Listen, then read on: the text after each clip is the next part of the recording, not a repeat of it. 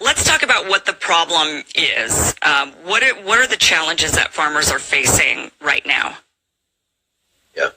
Well, I think it's important for everyone in the country to know, and you're exactly right, all of us are part of agriculture, right, because we're eaters. Right now, the current agricultural policy system in the United States has failed.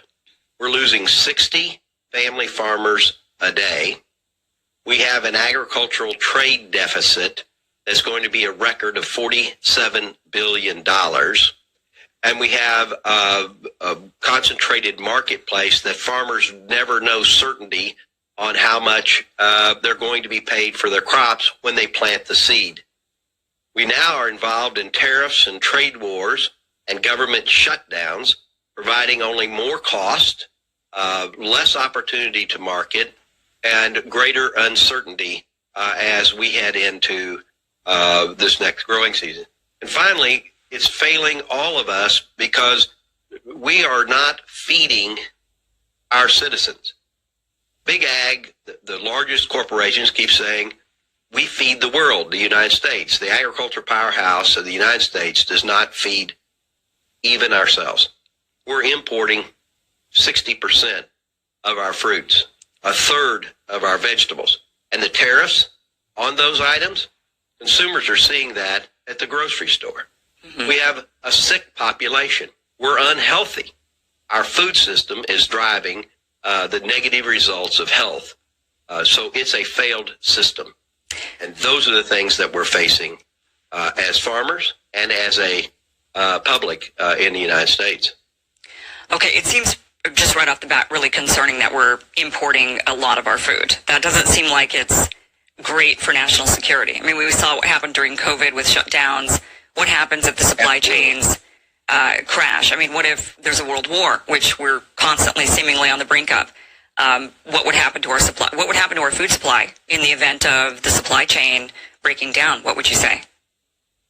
Well, consumers would go to the grocery store and there wouldn't be anything on the shelves.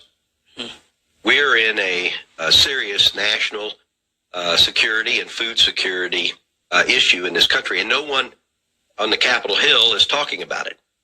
What they're talking about is additional bailouts. Know that the bailouts that the president's talking about now, based on the trade war, especially to soybean farmers, will be the third bailout in a year for these commodity crop growers. And it's all dependent upon exports. But when your largest buyer, China, of your soybeans says no, you don't have to wait for a war. When that largest buyer buys about half of the U.S. production, a little over, says, no, I'm not buying from you anymore, and goes to South America, you're left with bins full and bankrupt farmers. This is the third bailout. What happens in the time of another pandemic or war? Consumers go hungry because we're dependent on that, our food to be brought in from somewhere else. We don't feed ourselves.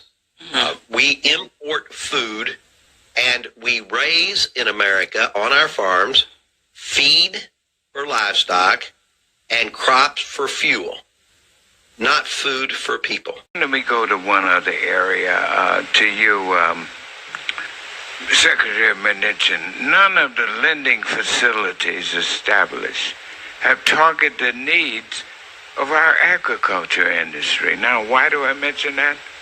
Food. It's coming. I mean, I can't see why people can't see this crisis. Food shortages are coming. It's almost like the farmers have been the forgotten ones. Are they qualifiable as small businesses? Many of them don't know. They're sort of out there, just drifting along the misty flats. What are you all doing to help lift up and make sure that we give our farmers, our rural communities, the kind of help that they need?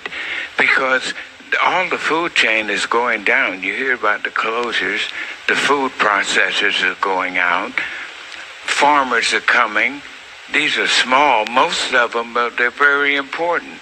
Why can't they be qualified as small businesses? Where are they? They're getting lost in the shuffle. And if we get a food shortage, we're in, Thank you, Mr. Lukemeyer.